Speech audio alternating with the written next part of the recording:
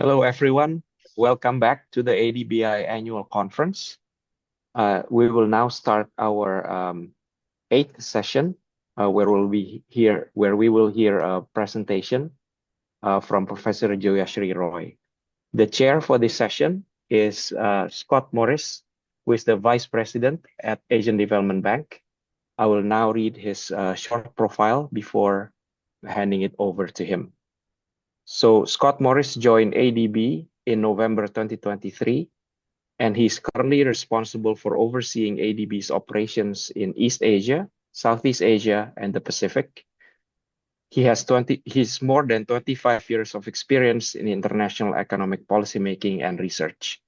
Prior to ADB, he was a senior fellow at the Center for Global Development in Washington, D.C., where he led work on multilateral and bilateral development finance, including the role of concessional finance in supporting low-income and climate-vulnerable countries. So he's the perfect chair for this session. Without further ado, I would like to hand over to VP Morris. Thank you very much, Daniel, and hello to everyone, and welcome to today's session on how countries in South and Southeast Asia can chart an ambitious development path in a carbon-constrained world. We convene here on the heels of COP29, and while I am certainly a committed multilateralist, it is also fair to say that the politics of mutual commitments when it comes to the climate agenda have grown more challenging and promise to grow more challenging still in the years ahead. And as we reflect on this exercise, I think increasingly it will serve both climate and development progress better if we move away a bit from the idea that the COP represents the center of the universe when it comes to defining progress. In fact, increasingly it seems to me that technological progress as a driver of countries' self-interest when it comes to long-term energy security represents the most dynamic and encouraging factor in the climate agenda today. And this is particularly so for many developing countries. As we'll hear this afternoon in the discussion, unlike the industrialized countries, which already have extensive infrastructure reliant on carbon-intensive energy, many countries across Asia and the Pacific have a unique opportunity. They are, in many cases, building the bulk of their energy infrastructure in the coming decade, and can therefore better exploit clean energy and avoid locking in high-emission, carbon-intensive systems. But how do these countries, working with partners like us at the Asian Development Bank, mobilize the capital that is needed and do so on appropriate terms so that the pace of investment is accelerated? Time is certainly of the essence.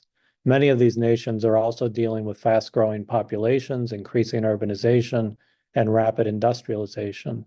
This makes it more essential to design energy systems that are not only environmentally sustainable, but also economically inclusive, socially equitable, and technologically innovative.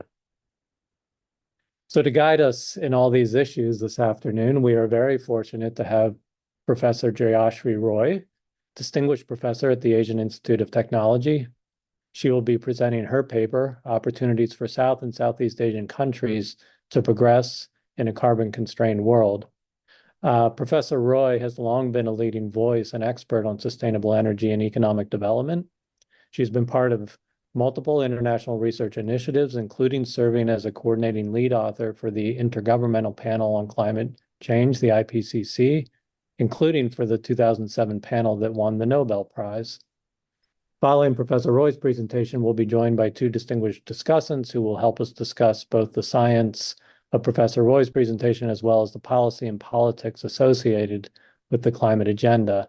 And let me just briefly name them as well. First, we will have Professor Aoife M. Foley, who serves as the chair in net zero infrastructure in the School of Engineering at the University of Manchester. And our second discussant is Professor Miranda Schreurs, chair of climate and environmental policy at the Bavarian School of Public Policy at the Technical University of Munich. Just a quick word on housekeeping. Professor Roy will speak for about 30 minutes, up to 30 minutes, and each discussant will have 15 minutes for their comments. And then hopefully we will have about 15 minutes for Q&A. So with that, Professor Roy, the floor is yours. Thank you. Thank you very much for your kind introduction. And it's really a very interesting time, I think, both scientifically as well as from business perspective. How do we shape our developmental models and development pathways forward in this century? So with these words, what I would like to do is that let me share my slides and go to the slides directly. And yes, so what I want to share with you all is our research-based thoughts on the opportunities for South and Southeast Asian countries to progress in carbon-constrained world. What I want to start with the fact is that this 21st century development paradigm sits on a different background. And definitely we all agree that unprecedented challenge to global climate, common asset, the climate system, is going to determine the economic outcome of this century, as well as the economic development model each country makes a choice for will determine the state of the climate system. So there is a feedback mechanism and which we need to be aware of. And I think, this has been explained in many of the global reports and scientific studies by the scientists from all over the world. So what we need to now do is that now we all know that we need a sustainable future within the planetary boundary. So really the question is, how do we backcast that scenario and determine our development pathway from today? So with that in mind, I'll start with what we came up with in one of the interesting observation in the latest IPCC report of Working Group 3 in the chapter 1, where we could show is that if we want to meet the Paris goal, then the per capita emission of greenhouse gases in CO2 equivalent need to be around 5 ton of CO2 equivalent by 2030. And if we look into this, then we can see that along this line, we are showing historical index of human development of different regions and some of the bigger countries. So if this is the 5 gigaton per capita, then we can see that, well, some of the countries are still below this. So we can say that they have not crossed the limit of the carbon budget. And then so carbon budget in the sense that they're per capita emission. And so they can still have some room to improve in terms of their historical index of human development. And if we are thinking in terms of the equity and also the so SDG 3, SDG 4, and SDG 8, then the historical index of human development needs to be, say, around 0.5. So still, I can just see that, say, India has room for advancement, and then it's still below the 5 gigaton CO2 equivalent. But if I look into the Southeast Asia, then we see that it has reached very close to the historical index of human development, but then it has crossed, it is beyond 5 gigaton, which means that there will be need for thinking ahead for the development progress, that how less carbon can be, less carbon intensive growth path can be adopted. So, and for different other countries, I'm not explaining because I'm just looking into this region right now. So this is a very major a conclusion or framing that we came up with in IPCC report. So we said that it is really important that if we want to be on the sustainable development pathway, then we really need to imagine our way forward and how to decarbonize the growth path. So regional diversity exists in the challenges because if we look into the historical cumulative net emission, then definitely South Asia has contributed only 4% over the period of 1850 to 2019. And then Southeast Asia and Pacific has contributed 8%.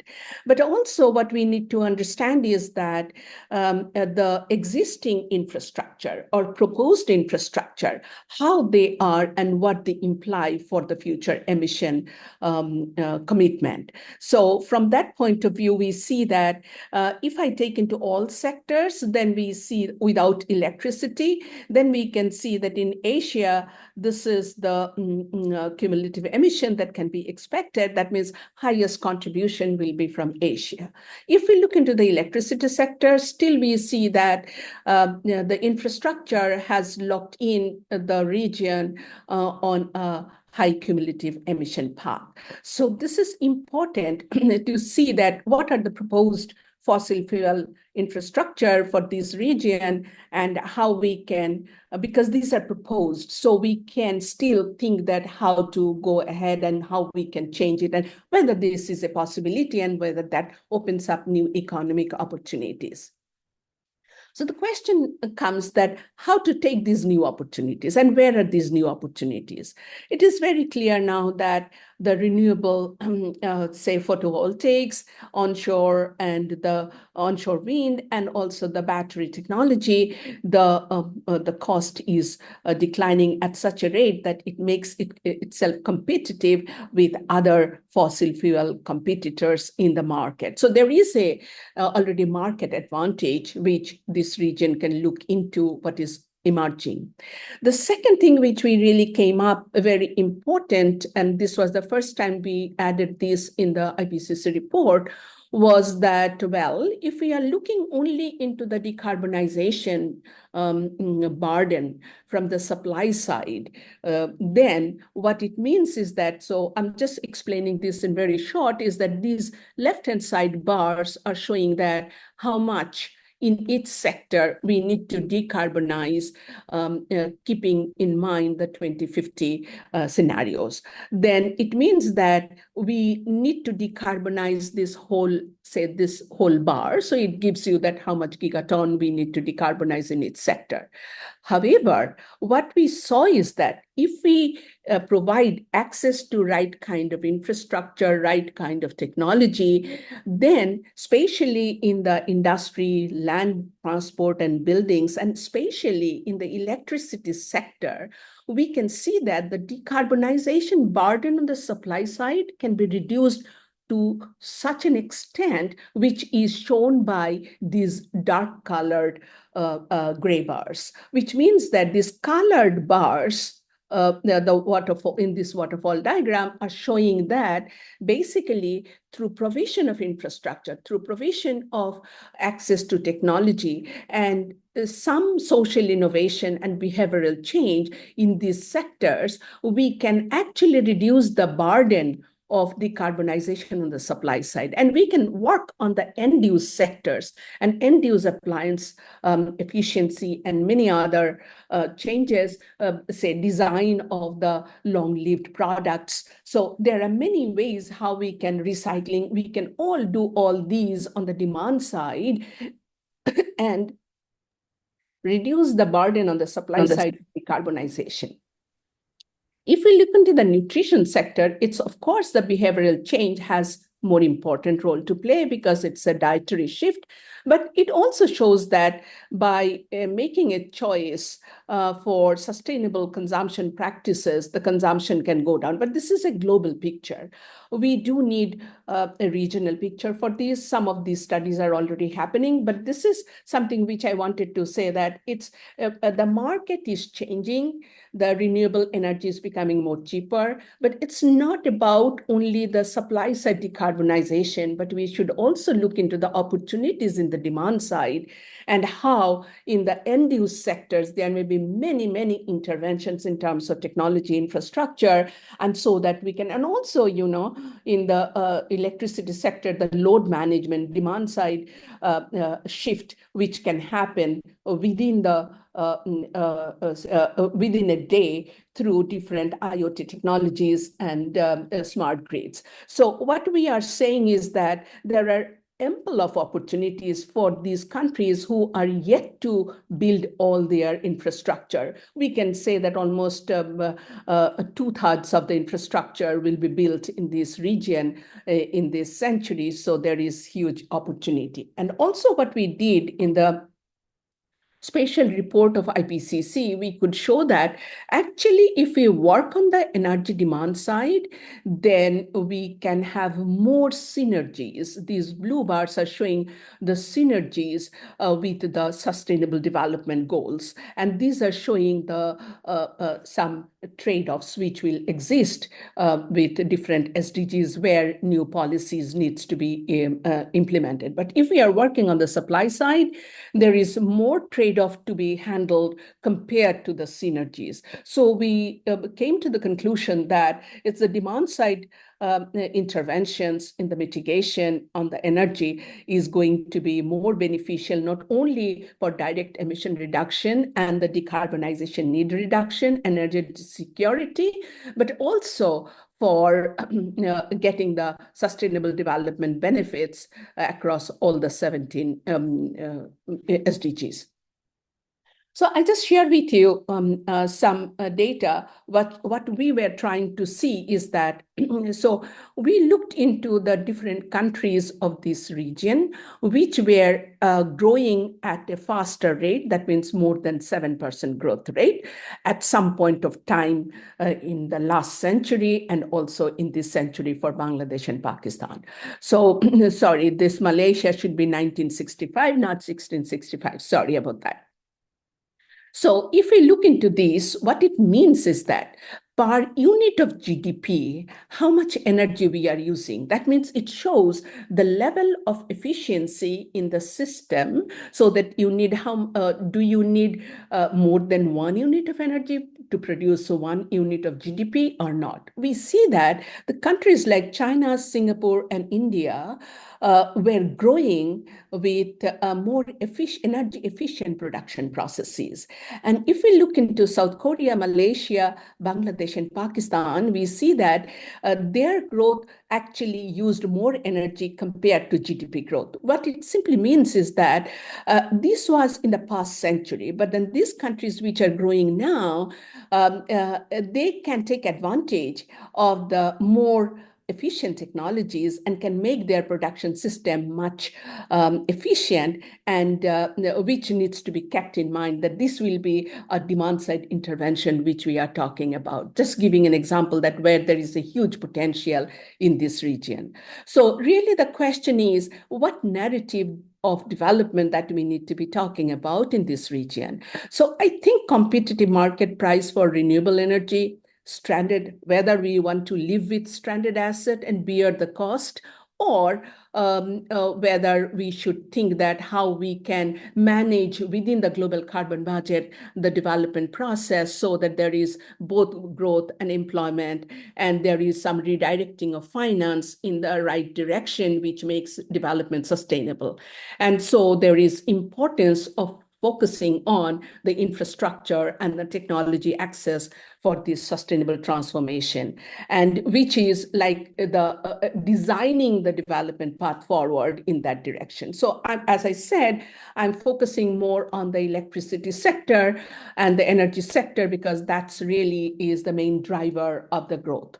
And so if we look into the IPCC fourth assessment report, it was very clearly mentioned that what we need to, in the old paradigm, what we used to talk about is how energy carriers are accessible and available. But then in the new paradigm, what we need to be talking about is accessibility, availability, and acceptability. Acceptability in the terms of how much carbon it's emitting in the atmosphere. So if we have to make a move from the old to the new paradigm of accessibility, availability, and acceptability, then how do we plan our energy systems and the energy carriers and the electricity sector? I'll give some examples of what we have done to give some idea that what we can do. So basically, I was looking into the different countries in this region as part of our bigger research project, and where we are trying to see that, well, almost all the countries are talking of smart cities, smart villages, smart grid, appetite for clean energy, and there are many, many new technologies are getting into the system, which can actually provide a very good transformation in the future if we can make it a systemic transformation. Now it is happening at the niche level, so there are small experiments are going on, but how to make it a systemic change is really important for us to look at in this region. And one thing what I wanted to say is that when we are talking about the smart grid, we need to keep not only the main transmission lines, but we also need to see the infrastructure in terms of the distribution lines, from the main lines, how it comes to the end user point. So we need to have smart grid, but smart distribution system also. I'm just giving some example of real life city unsmart distribution systems. We cannot live with this, right? And we need to understand that urban share of global emission is going to be 67 to 72%. So there really lies the new investment opportunity. So how can we really invest in electricity distribution infrastructure and also the generation, how we can do so? It's just not about decarbonizing the generation, but also the distribution system we need to think together. And we were developing for Bangladesh, I'm giving an example, the PIPESA model, where we tried to see that, okay, if we allow the countries to increase their demand, which will definitely be increasing with their economic and the population growth, but then even if the electricity demand increases, we see that the optimum solution, taking the market price, the advantage of market price, and the availability of the different energy carriers, then we can see that basically we can, in 2040 and 2050, we can make a transition, a gradual transition towards the decarbonized power system. And it is possible to do that. And this, okay, when I prepared this slide, it was under revision, but it has been accepted. And so today we got the acceptance. So where we show in details that how this transition can actually happen and how much investments are needed. So basically, our key messages are that it shows that how Bangladesh power sector can move for next 3 decades, and then a little less than 3 decades. And then we can see that how the national targets of 30% renewable energy by 2030, 40% by 2041, and full decarbonization by 2050 are economically feasible and achievable with available land. That's something which we really wanted to make sure that we have the other resources also which are needed. So we saw that this is going to be dominated by solar and wind, and there is huge job prospect, and we are showing this as a net job creation, and which we see that over these years, so there is going to be increase in the job opportunities also.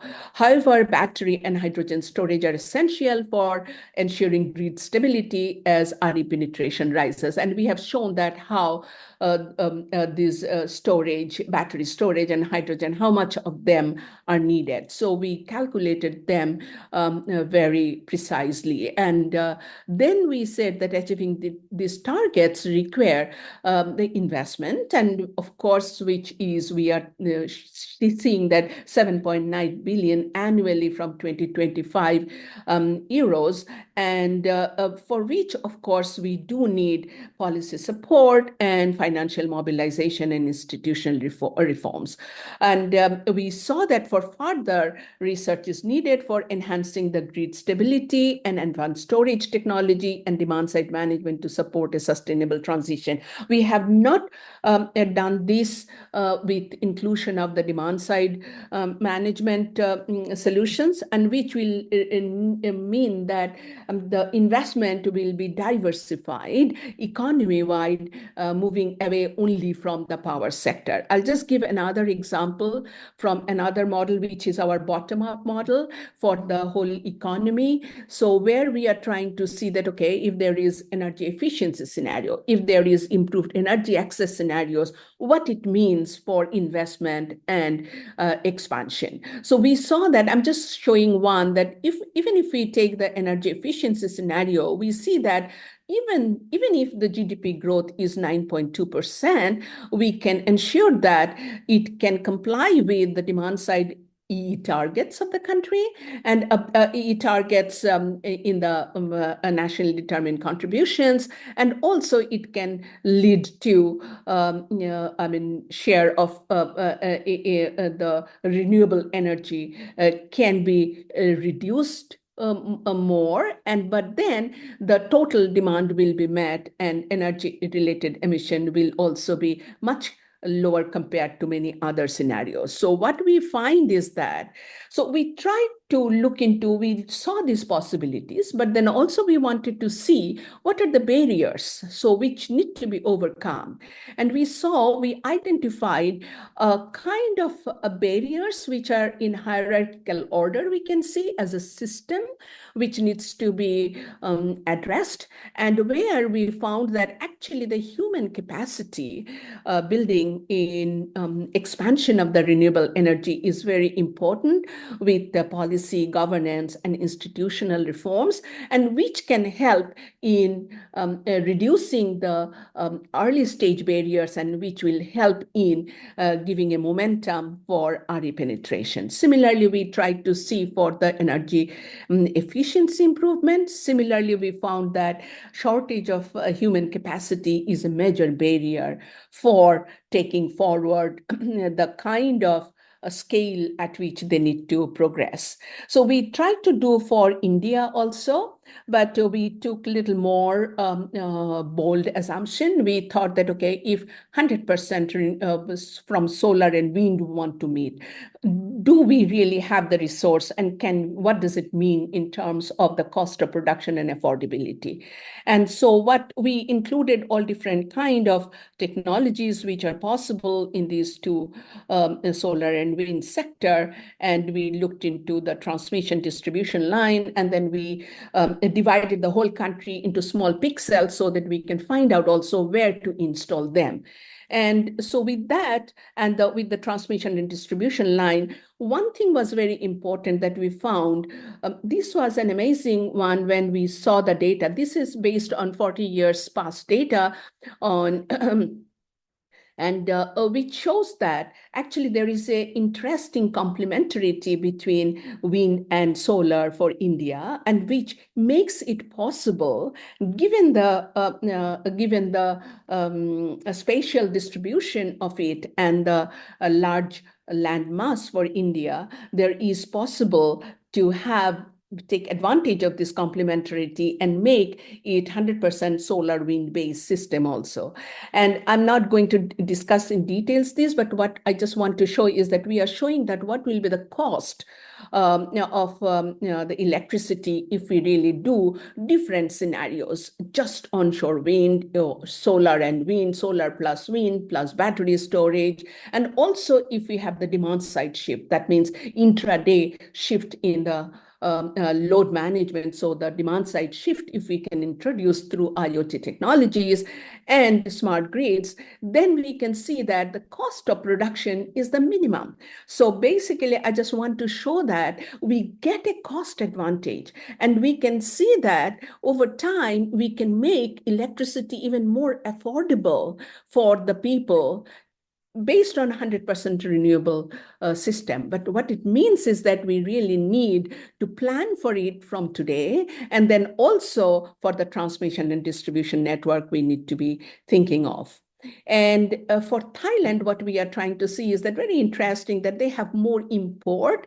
And in Thailand, what we are seeing is that they are investing in the hydropower cross-border, so in Laupedir, and then they're importing energy from the clean energy from the neighboring countries. So there is cross-border transmission line is also developing. So there are multiple things which are happening. It has crossed some of the experimental stage and is on its pathway, but then we need a little more push for giving it a takeoff stage. So I just feel that there are in 3 different countries, which I'm just showing here, actually they are happening in different ways, and they are at different stages. So in India and Thailand, it's more top-down mission-driven efforts. But in Bangladesh, it was more entrepreneur-driven. So what we really need is more large service markets, scope for demand-side consumer engagement, and inclusive and digital control, IoT, AI, and the institutional shifts in all the countries, but they need to be customized for their own countries. And also what in IPCC report we could show is that it's extremely important why we need to communicate the demand-side solutions more, because more efficient end-use energy conversion, say at the household level, at the industry level, at the irrigation level, at the transport level, all these can improve the services while reducing the need for upstream energy by 45% by 2050 compared to 2020. And I'll just add one example which we showed.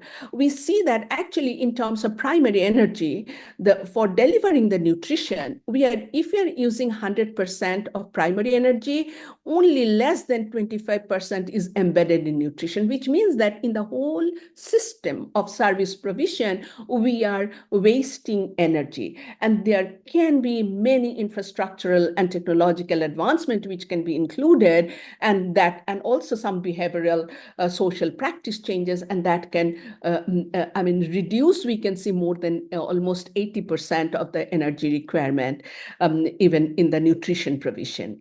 So if we look into the global picture, we can see that actually all the countries have been doing this, mostly in the developed countries in the 70s, 80s, and after that, the developing countries have picked up. And I'll just show one example for Indian manufacturing industries, what energy efficiency program implementation have done.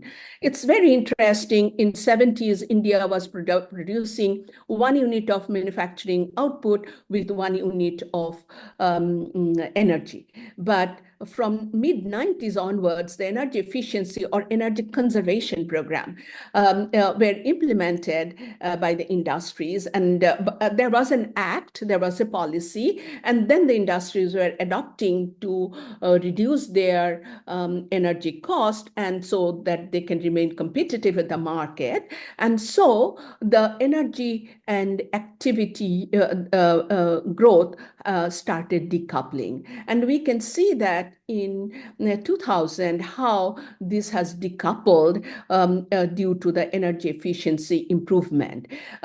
So what we want to say that whatever per capita emission, low per capita emission for India we see is very much explained by this. I'm not showing that all India picture related to this, but we have shown that how that has really influenced India's position of low per capita emission compared to many other countries. And one more thing which I want to say that in all our studies, what we are finding is that for the developing countries, the stages of transition is faster. Why? Because what we can do is that these countries, what they are doing is that they just need to become the early adopter, because emergence of technologies are becoming globally available and market competitive, like say solar, wind, we are showing now. We showed the energy efficiency earlier. So these are available in the market now. So what the developing countries need to really do is not spend time on this, but how to customize them and make early adoption. And then they can go for different, whether they want to stabilization or rollback. I'll just give one example for Pakistan, and where we showed that how Pakistan has done in the mobility sector very effectively. So we were looking into their data of fuel choice in the mobility sector. And we found that carbon intensity of road transport is declining. And so why this is declining, we wanted to see, and we saw that there is penetration of CNG in the mobility sector. And then we wanted to dig into that, how this really happened. And we saw that over 30 years, there has been consistent programs for making these environmentally friendly alternative fuel available to replace petrol and diesel. There were tax exemption, there were duties exemption, there were entrepreneurial knowledge transfer. And so there are several very transition driving programs have been planfully taken to move this forward. But what we see that in that case, what we saw is that, so in the first decade, it was a small beginning, but then in the second decade, it really took off. But in the third decade, surprisingly, we are seeing that it is becoming less, because then the EV as a new technology is coming in the mobility sector. And then the gas market and the was becoming more, shrinking because of the geopolitical reasons and also the domestic resource depletion. So they are now moving to the EV. So basically, through policy and technology access and the infrastructure access, the countries can make right choices for moving towards sustainable transport, sustainable electricity system. And so what we want to show is that low carbon energy transition diversifies and shifts investment pattern and create new economic opportunities. I know I'm nearing the time, but I just want to say that, so basically now, given the sustainable development goals, where we want really non-declining stock of productive base of the economies, we can redefine the country's economic policies, that where they need to invest. If they are thinking in terms of capital building, then it's just not the physical capital building, but the natural capital building, then human capital building, social capital, and the knowledge capital. And all these can lead to sustainable development, and which is now well established in the literature. So we wanted to see, if we want to define well-being for all, do we have enough energy resources? So what we tried to do was that we tried with, before I go for that, I just want to show that we have these publications for a very long time, and the Global Energy Assessment, we showed that basically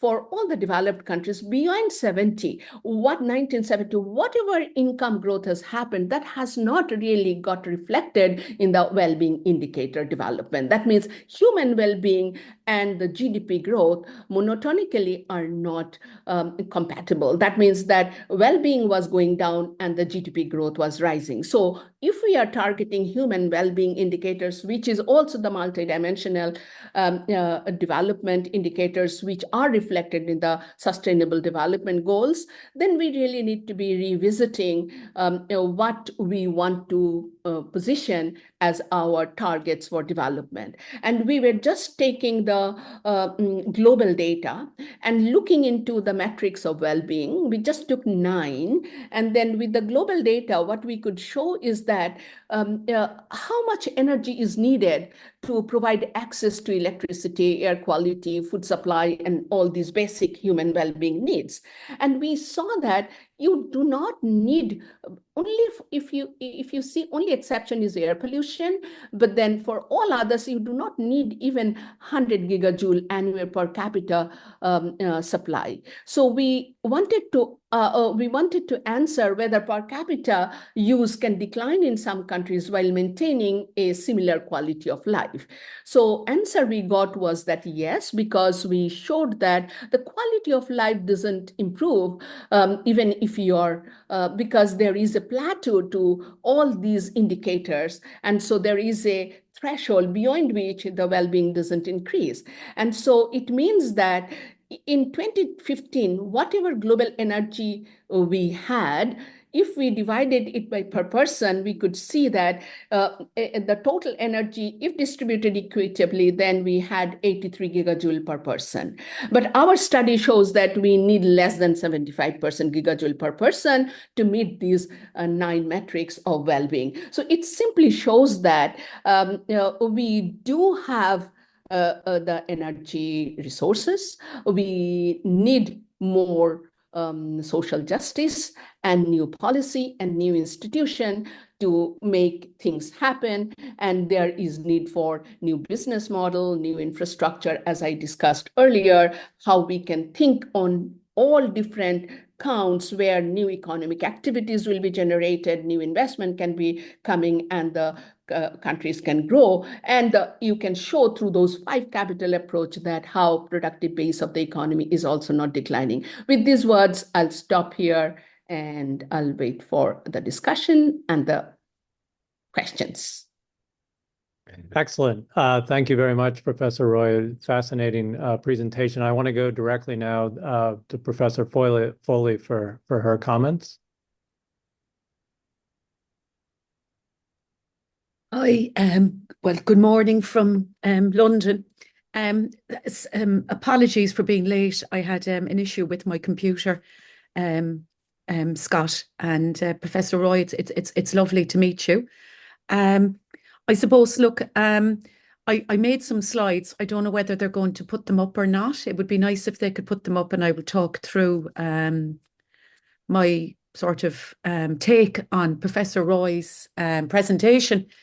And will I share my slides, or I've sent my slides to the guys in Japan. Are they going to share them? It's up to you. Do you want us to share them, or will you Please, do will it you yourself? share them? Please, will you share them? That's the Okay, assistant. please hold on while we load it up. Thank you.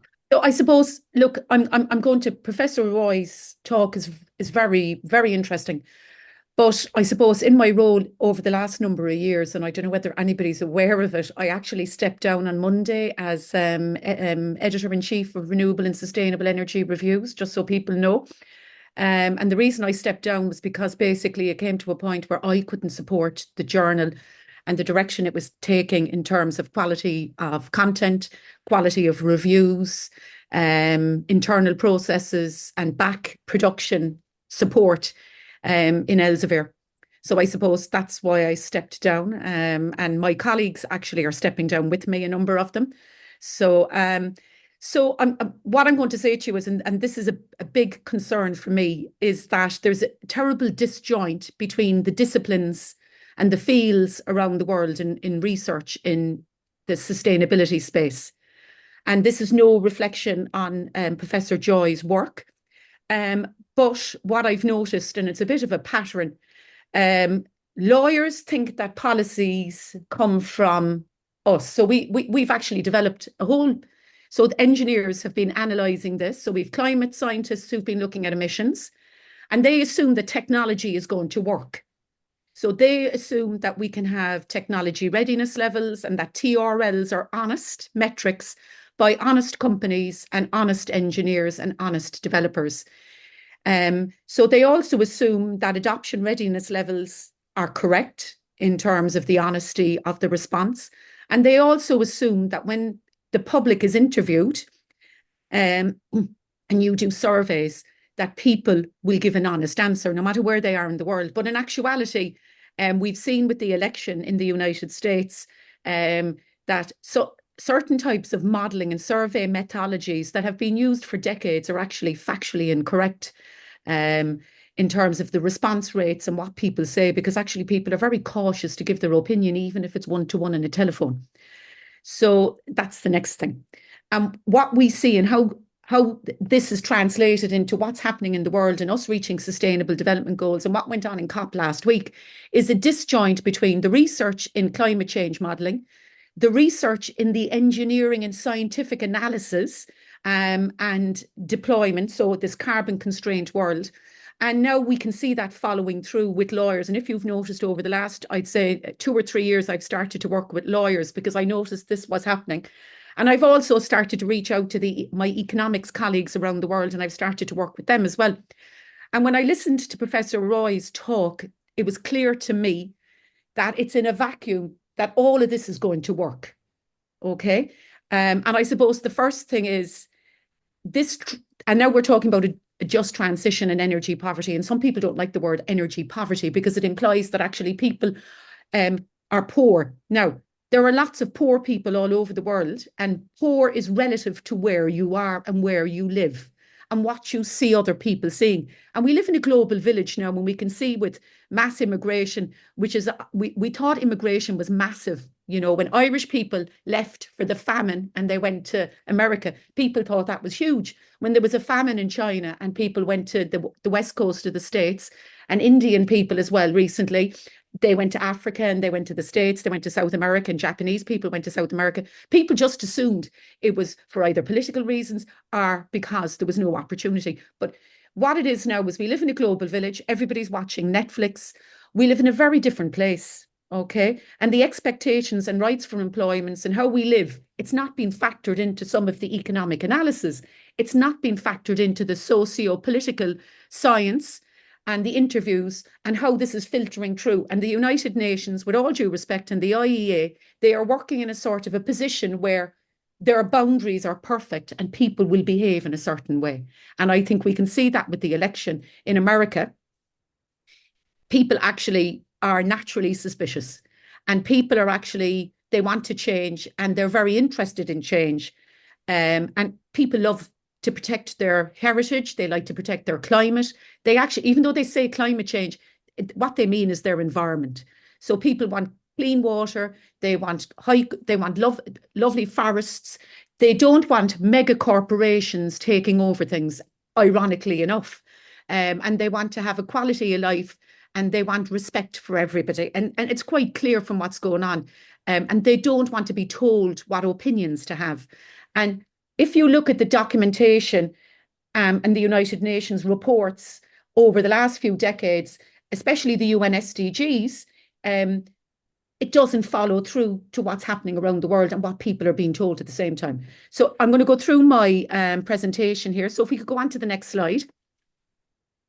So I'd just like to thank Professor Roy for her presentation. And I'm going to give some insights based on my 15 years experience in industry, where I dealt with the public and did planning applications for overhead power lines and built out substations and pharmaceutical plants and was involved in road projects and stuff like that. So I have to explain, my undergraduate degree, I'm actually a civil engineer, civil and environmental engineer. I have a master's in transportation engineering and my PhD is in electrical engineering. I actually worked full time while I did my master's and my PhD. And I worked in industry while I did them. I was never a full-time academic, and I only joined academia in 2011 because I had children and family responsibilities. So, and that's another story. So what I'd like to say, if you go on to the next one, is, can you move slides, please? Perfect. Yeah. So if you look at what's going on around the world and regional diversity challenges, there's this big assumption you can electrify everything. Electrification comes at a cost. And what we've forgotten in many countries around the world when they liberalise markets, so if you look at the States, if you look at Europe, if you look at Australia, when you liberalise a market, grid investment declines at the level of a developed country that it would have been at historically. Their ability to leverage capital historically changes as well. Okay, so that bond market, that long-term national debt that they could leverage is gone. They have to invest and develop and make their investment decisions and borrow capital and leverage capital and investment in a completely different way to what they would have historically. Okay, and that's something that when I hear the narrative from certain parts of the world where they have vertically integrated monopolies, they don't realise that. And what's happening is you're meeting entities who will make more money from a liberalised market, and that's a fact, than they will from a vertically integrated monopoly. So when you talk about the transition, and if you move on to the next slide, so if you look at these countries, we all know about emissions, okay? But if you look at the countries around the world and the stage of development, really energy security trumps everything, okay? So I'm going to use that word a few times in my presentation. So when you go, I mean, I'll pick Pakistan, I'm going to look at Bangladesh, I'm going to talk about India, and I'm going to talk about a few other countries. You know, Professor Roy threw up some pictures where you see some really poor quality workmanship, okay? And then you talk about rapid development. I can guarantee you that if you don't have your systems in place to support an effective and an efficient grid system, a distribution system for a lot of these technologies that you're talking about, they will not deliver. And the costs will spiral because your organizations and the entities in your countries aren't developed enough to facilitate and support it. And you're going to pay over the odds of what other countries who have better grid transmission and distribution structures. Okay, so that's the first comment. So saying that electrification and it's going to socialise. So what's going to happen is that cost then, the only thing they can do is socialise the cost and pass it on to the consumer with charges to use the road network. So it's like a toll. It's a toll on the road. And, you know, there's already outages in these countries. There are issues in terms of climate change now and resilience and air conditioning loads. So adding even more loads that you want to electrify onto these creeping systems will actually magnify the issue. So from the studies and from listening to the work and from listening to the presentation of Professor Roy, it's almost as if it's a system that's operating effectively and efficiently at the moment. It's not. So to actually even add more challenges in terms of electrification to decarbonize. So if you talk about CNG, so I noticed when we were talking about Pakistan that it scaled massively.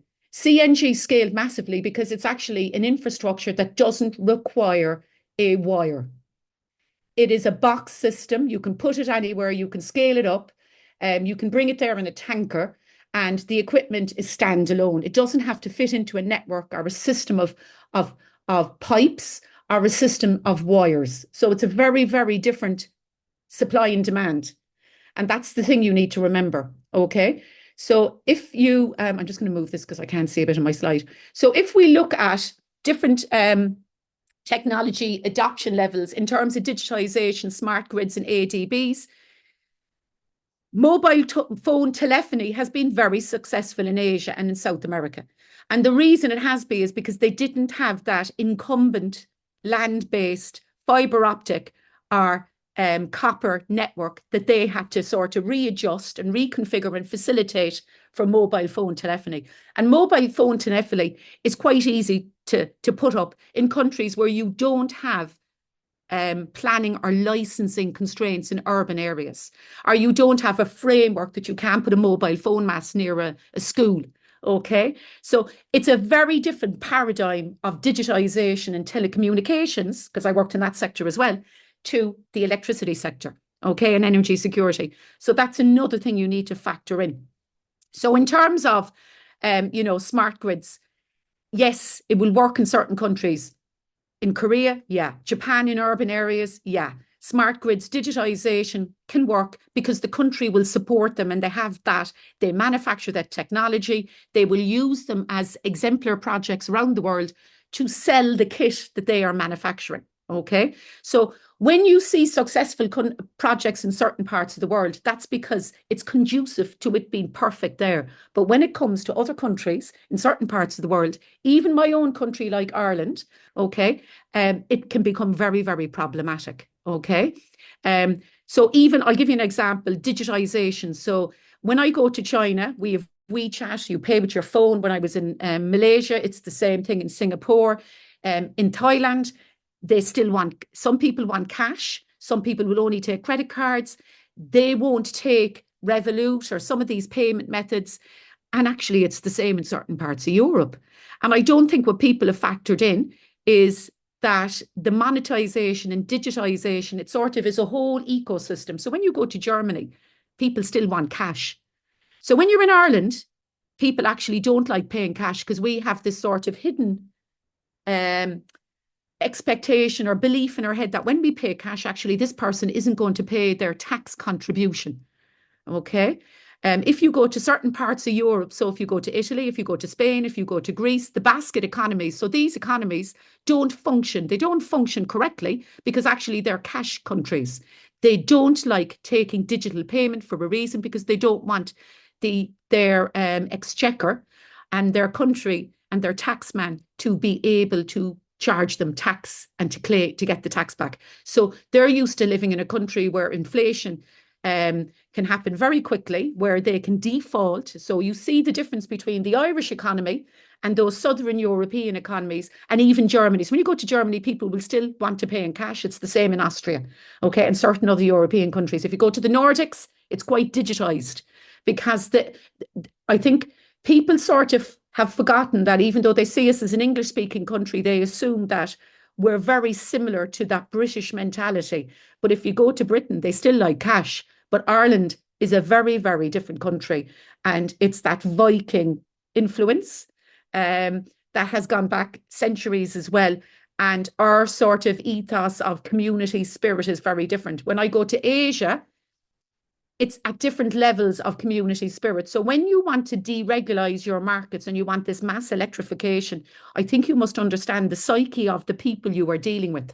So if you look at, if you compare Malaysia and Indonesia, it's a very different electricity market and the markets are very different for a reason, okay? And that feeds into this poverty trap as well and this expectation of what you can get away with, okay? So if you go on to the next slide. So if you look here, time's up, sorry. So if you look here at the different, I've given some examples in my slides and I'm quite happy for my slides to be shared with people in the session this morning. Energy poverty and the energy transition, we need to be careful of how we sort of look at this. So you could be middle class and you could actually be quite poor. So you could affect huge swathes of people in India and Bangladesh and in Asia by, you know, implying to them that energy poverty is about the lowest classes. It's not. Because if 30 or 40% of your income is going on energy for transport and energy for air conditioning and energy to live in your home, and those costs start to spiral, that will affect your economy as well. So you need to be careful with that. On to my next slide. So another issue is it's networks. So if you're going to electrify everything, you need to have good neighborhood networks. So what do I mean by that? It means that you have to have a country that you're happy working with. So in the case of Asia, a number of countries, even though they're neighbours, won't be happy working with each other for different political reasons. So to live in a bubble and not admit that, and this is what I notice, so I go to lots of conferences in Asia and I meet lots of academics, and they're all very happy to sit and break bread and discuss political issues. But when it comes to sort of upfront and being honest, because they can't, because politically it'll affect their career, it's very difficult for them to analyse it and include it in their work and present it in their paper. So case in point is India and Pakistan. Case in point would be the countries on the Malay Peninsula, China and India. they've lots to gain by working with each other. But in actuality, in reality, it'll be very problematic. And even though we love each other in Europe, it's even problematic in Europe. And even though in America, they love each other, it can become very difficult between some of the states in America for their different electricity regions to coordinate. And it's for a reason, you know, and one would wonder, are they still fighting the war, the civil war in America? So these are the things that we have to consider in our heads. And that's the difference between an engineer, an economist, a lawyer, and a climate scientist. And this interdisciplinary research and being honest about the boundaries of human interaction and how we engage with each other and how corporates and how political quangos see us needs to be carefully sort of managed. Otherwise, what we're doing is we're sitting in a car and we're going from a gear shift to an automatic, then we're taking control of acceleration, then we're losing the brakes. And this is what's happening with climate change. We're not respecting the fact that there's no coordination in the system, and we're going to lose control of the car very, very quickly. And if we don't manage that change in the transition, what's going to happen is we're going to have more mass immigration for economic reasons, sort of caveated in climate change. And we're going to have a lot of systems that will be in chaos. Can you go on to rush down to the last few slides, please? Because I don't want to run way over. So you can stop. No, go back up. Go back up. Yeah.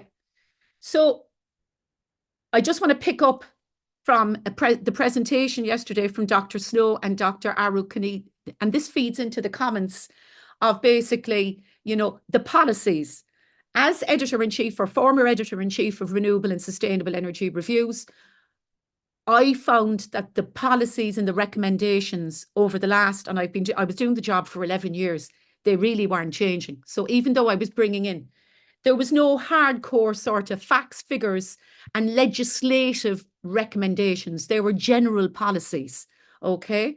And when we talk about happiness levels and mortality levels, the metrics are still the same, but we're ignoring the fact that people are more educated, they have access to more technology, they understand the world in a very, very different way, and their expectations of quality of life, equality, are very different. So what I'll explain to, and this is my opinion on it, so when we see sort of people talking about radicalization of religion and extremism and people coming from the Middle East to Europe and all this kind of thing, and immigration from South America up over the borders, people believe that actually it's because, and they're bringing their religious beliefs with them. Now, initially they will, but if you look over time historically, people adapt to the countries that they live in. And when they go home, they bring new things back to their countries. And their political beliefs and their expectations also change. That started to happen in India. It's already started to happen in China and other parts of Asia, in other countries in Asia. It happened in Ireland. And you can see it with the way our economy and our beliefs and our liberalisation has occurred. Now, there's extreme liberalisation and there's a welcoming liberalisation. And I suppose these are the things that we're not factoring into this sort of social change and transition as we decarbonise. It's not the electricity sectors, it's not the economies, it's people are actually the system boundary in the technology. And they need to be accounted for properly in all of our analysis and work. And how are we going to socialise the cost for humanity? So when we talk about corporations and ESG, and if you look at it, their engagement isn't really successful at the moment because it lacks in their credibility from even simple things like Nike and getting a pair of runners made and clothing and sort of greenwashing and greenwishing. These happiness scores, environmental scores, really, they need to reflect the fact that people are cleverer and wiser than we give them credit for. And I don't see this in the way we analyse our systems or the way we make our recommendations or policies. So I'll move on to the last one. Okay, so there's just one thing here I want to point out. When we talk about all of this, there's one really key aspect. Whether we recognise it or like it or not, and Asia seems to have this sort of impression that they can leverage off the fact that they're a developing economy. And people get this impression a developing economy is where somebody has no electricity. To me, there is plenty of places in the world, even in Ireland, where there's still elements of development that are substandard. So it's like they're back in the 60s, the 50s, the 40s, the 1820s, the 1800s, in Africa, in South America, in some parts of Asia, in some parts of Europe, and even in North America. But actually, China, India, and these large powerhouse economies, they're some of the biggest producers of greenhouse gas emissions in the world. And saying you're a developing country continually and expecting to get a sort of a waiver is unacceptable. I don't think people realise how much tax the citizens of the EU pay in comparison to some other parts of the world to leverage and have the quality of life people have. And that's something that needs to be factored in and said really clearly. And you can see in COP, you know, it's coming to a point now where people are saying, well, actually, when you talk about starvation and you're obese when you talk to me, there is a problem. You have no credibility. So if you look at the voluntary carbon markets in Asia at the moment, and the one that's starting up in Singapore, a problem for Asia is the old legacy carbon coal plants. We can see what happened in Germany. I would highly recommend that people are pragmatic in terms of nuclear and how this can be scaled up. And I would be very reluctant for us to sort of convince ourselves based on these fake LCOEs that don't stack up everywhere in the world, that actually are like comparing apples and pears, technology readiness levels, adoption readiness levels. They're not modular. They're bespoke to the location.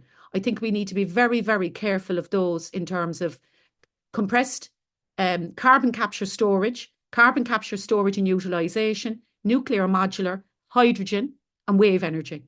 They are technologies that have led us down cul-de-sacs for decades.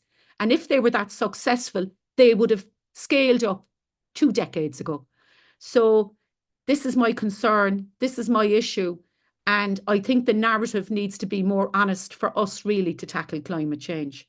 And I hope that people will listen to my argument and my debate. I'm looking for us to collaborate and deliver on high quality interdisciplinary work that's warts and all for policymakers, because the policymakers' decisions are only as good as the work that we present to their advisors. And the advice we're giving it at the moment is actually hot air.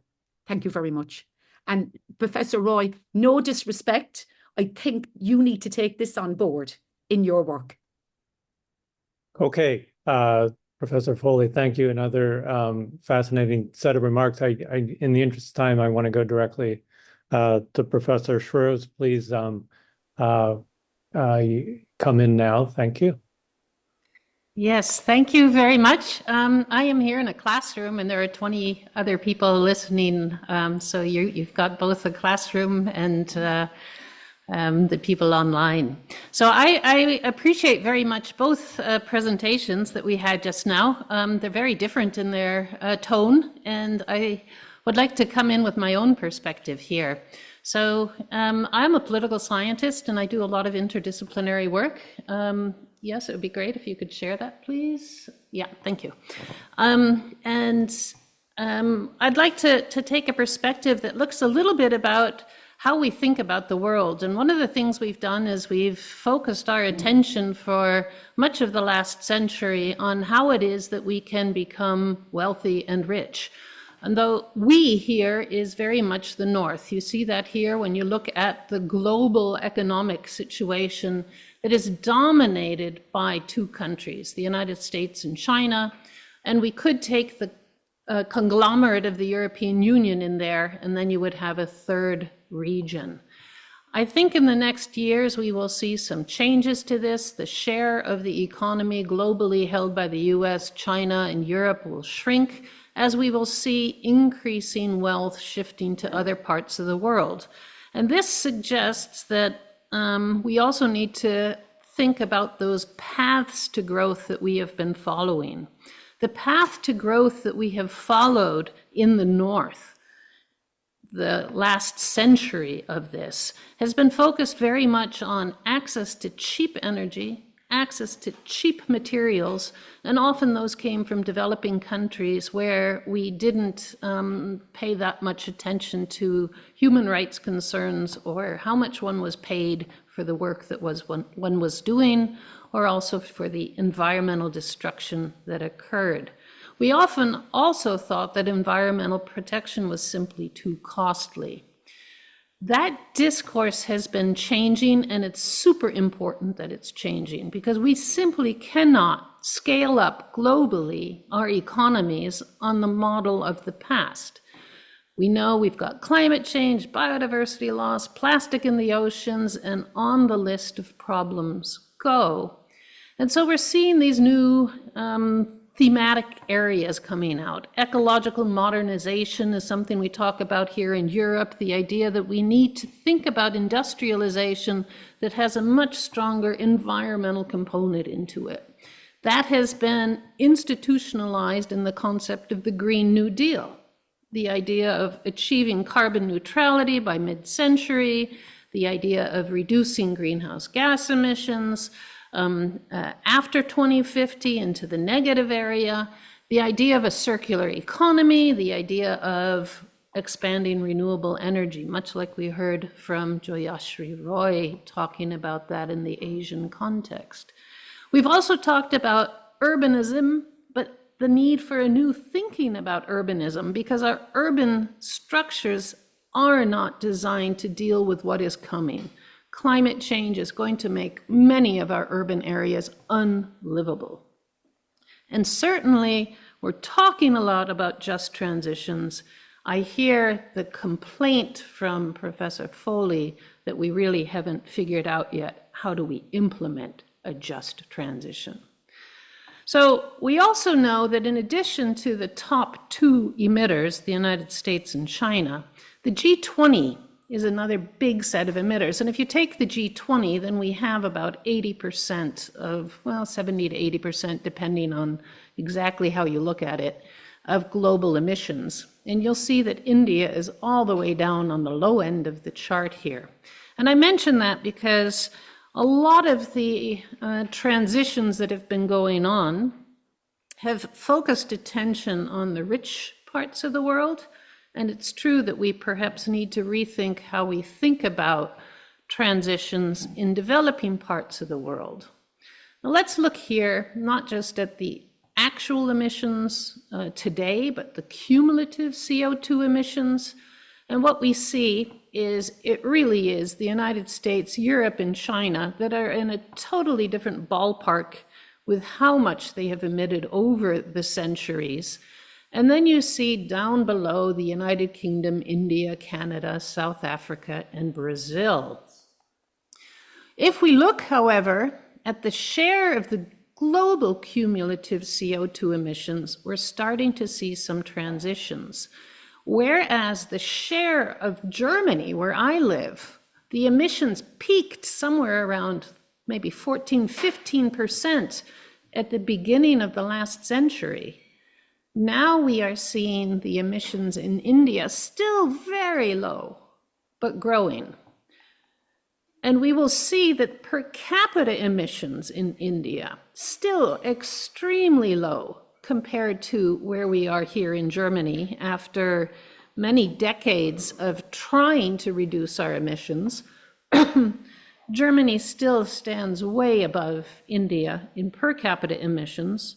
And actually, India's level of emissions are closer to where we need to be globally on a per capita level if we want to reach climate neutrality. We can look at the annual CO2 emissions here, and we also see the same trend. But what I want to point out here is that India, yes, 1.4, almost 1.5 billion people, 3 times the size of the European Union, the emissions are growing. And that's because the Indian economy is growing, and we should be happy that the Indian economy is growing. It is important that people who have for many, many years lived in pretty bad conditions are now able to achieve a new level of economic development. But the big question really is, what path do we take? So that this chart of the global CO2 emissions, where Germany's share is now below that of India's, doesn't become something where we still continue to see large changes that will push Indian emissions way into a new level. So if we look at climate change from another perspective, we also have to think about what that means for the people who live there. Our global emissions are having huge impacts on various regions of the world. And there are two graphs here. The one on the left shows you the percentage of population that is being impacted by flooding events. And you can see how heavily the Indian and Chinese regions, would also include Pakistan and Bangladesh, Southeast Asia, is impacted by climate change, presumably climate change related flood events. And we can also see that temperatures are likely to be much higher in India, Pakistan, Bangladesh, China in the years ahead as climate change continues. In fact, in this last year, we had many days where in India and Pakistan, we had temperatures above 50 degrees Celsius. 2023, we had extreme weather events almost every day in India. How do you live under those conditions? And how do you achieve some kind of sustainability when you recognize that not only are we having urbanization, but we're having a lot of coastal urbanization? The IPCC has made various projections on what might happen with rising CO2 emissions. And one of the predictions is that we will see rising sea levels. In fact, we think we've already seen over maybe about 15 centimeters, 20 centimeters worth of sea level rise over the last century. We expect that to increase in pace very quickly in the coming decades. And depending on what we do with our CO2 emissions, cities like Mumbai will be flooded on a much more regular basis. They're low-lying, they're coastal, and when we think of the share of the populations that are living there, the flood hazards are intense. So we have to think not just only about how do we bring people out of poverty and how do we provide them with energy, how do we also provide them with an environment where they can actually safely live as floods and droughts. We have both extremes. It's not just flooding. We also have many regions in South and Southeast Asia where we are seeing extreme droughts, and that of course also impacts food availability. How are we going to achieve this climate neutrality that we know is so important, at the same time providing the opportunity for regions that have until now emitted very little in the way of CO2 emissions? How can they also achieve a development path that doesn't push them up in the way that the United States, China, and Europe combined did in the centuries of the past, but pushes in another direction, one that will allow for... That's very true. Excuse me, is somebody online here? £2.20 for a litre of diesel. It's cheaper buying cocaine and running everywhere. I'm sorry, I'm a little hard to hear. I'm not quite sure who's talking right now. TV license, you get fined. Okay, I'll just keep going because I can't hear what you're saying. India is expecting climate neutrality for 2070. And what we are seeing in other parts of the world, if we look at what has happened in China, China has rapidly, very rapidly expanded its solar energy. And there I would say to Professor Foley, I found your presentation a little bit too negative, because in fact, I do think there is tremendous potential for expansion of solar, which also could help to deal with those questions of injustice, the fact that many people do not even have access to energy, And there are not only centralized, but also decentralized approaches to renewable energy. That doesn't mean that we don't also need high voltage grid infrastructure, but we do have examples to show it can happen. And I think China is an extremely interesting example here. In fact, China has outpaced every other part of the world in its expansion of renewable energy.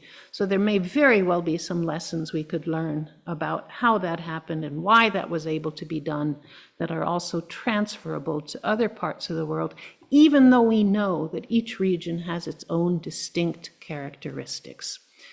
Finally, a couple last slides here.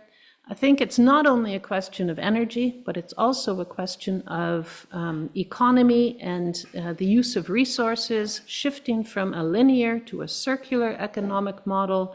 I know that there is already a lot of reuse of materials in the developing parts of South and Southeast Asia, much more than we have in the West, but this needs to be institutionalized in the new industrial infrastructures that will be developed. And the other big area that wasn't really talked about very much here is the whole question about mobility in a region with huge populations. And here too, we can see that India is slowly or increasingly rapidly becoming a producer of motor vehicles. And I think the big question will be here, how does transportation develop in the years ahead, because transportation is also one of the big areas where we use energy. Will it be based on the individual motor vehicles, or will it be based on another form of transportation? I think this too is something that really needs to be looked at. And here perhaps thinking more about public solutions. Yes, expensive, but in the long run probably much cheaper as a form of development.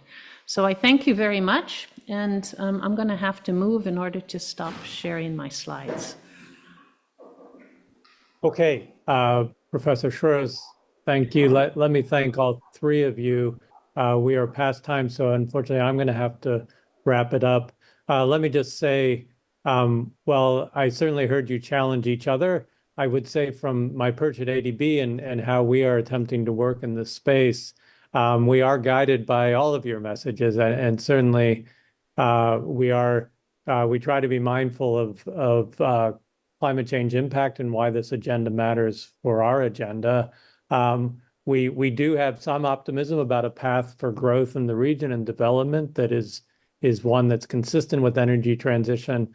But finally, I would say, per Professor Foley, we have the experience of country context, and we see how much it varies, what the challenges are across the region in which we operate, and we're living that every day as we pursue this agenda.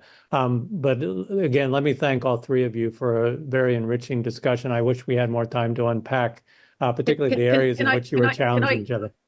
Can I say one thing? I'd love to continue this conversation, but China and its market economy and its ability to print its own cash is a very different dynamic for rooftop solar and the way they do their charges in comparison to, say, a country like Spain, where rooftop solar was a disaster and cannibalized their wholesale electricity market. So it's a happy balance. And the reason why I'm being negative is because actually too much time we're being positive to try and get people on board. So I think you need to poke the bear sometimes to get the proper response. Okay, thank you. And you've done that today, so we appreciate that role. Okay, Daniel, back to you. Okay, great. Thank you very much, B. Morris, for chairing the session. And I think it's a great end to our conference. I would also like to thank the three speakers. And before we close, the final item on the agenda is the concluding remarks by our Dean and CEO, Tatsushi Sonobe. And Dean Sonobe, over to you. Thank you. Okay, thank you. Thank you, VP Scott, and the presenters and discussants. So I'd like to thank you all for staying until the end of the conference. I'll be brief to take up only a little more time, little more of your time, maybe only 5 minutes. as it's anyway impossible to summarize all of those rich insights shared by the presenters and discussants. The past 2 days, we heard 8 presentations on how Asian and Pacific countries can transform their economies to reach high-income status. We heard about the conditions for achieving such transformation, such as ensuring a high state capability to design and implement policies. Countries also need to find ways to raise internal and external sources of financing. We also heard cautionary tales from middle-income countries that were seemingly trapped and unable to continue rapid growth. We learned about the potential headwinds that countries should anticipate and manage. These include managing the labor market adjustment from digitalization and other advanced technologies. If managed well, we may see higher growth in the long run.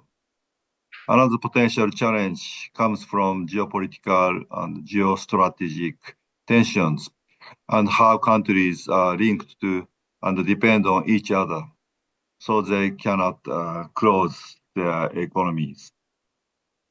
There is a lot of opportunity for regional and inter-regional cooperation and partnership, but specific mechanisms must be investigated further. Thirdly, some middle-income countries may face the challenges of population aging and deteriorating productivity while still in middle-income status. Such a situation will force the government to spend more of its limited financial resources, creating an issue with budget allocations. The most complicated challenge is climate change impacts and other aspects of environmental degradation caused by human activities. Without a more environmentally friendly production process and lifestyle, the world will boil. In turn, many people, usually the poorer parts of the population, will suffer. Therefore, this tension must be managed well, and the new technologies must be invented and disseminated. There are multiple anecdotes of progress to mitigation and resilience in Asia and the Pacific, as you heard from the final session, and as I heard in COP29 in Baku last 2 weeks. But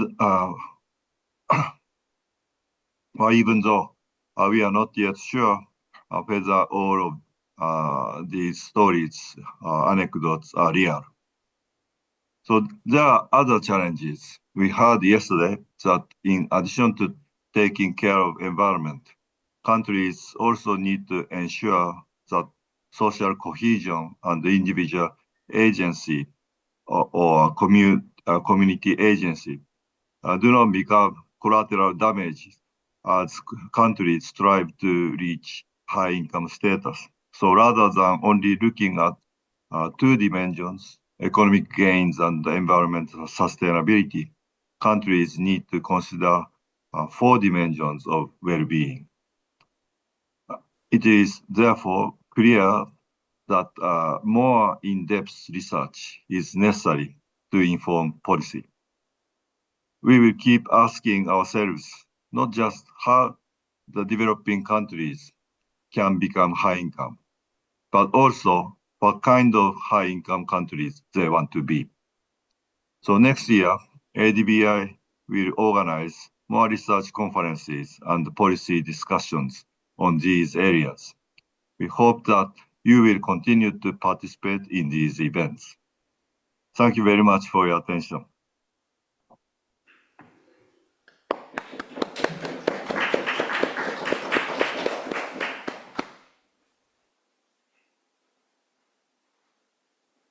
Okay, everyone, with that, thank you for joining this year's ADBI annual conference, and see you again next year in the next annual conference and in the other events that we will organize on these important topics.